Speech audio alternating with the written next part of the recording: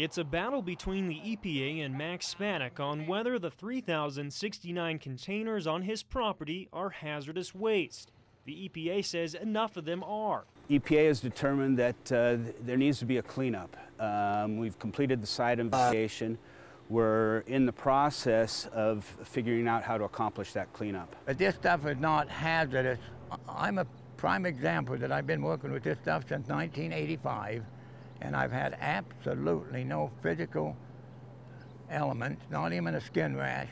Not disputed is that some containers on Spatig's property have flammable materials. And if the oxidizer and the flammable liquids were to somehow combine, they could cause a spontaneous ignition. And in fact, we've found that flammable containers and the oxidizers have been leaking.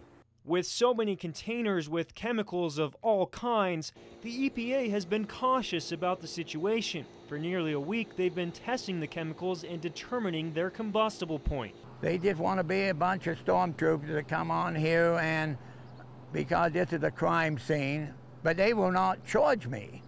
Once it gets in the court system, they know that it may be a year or two.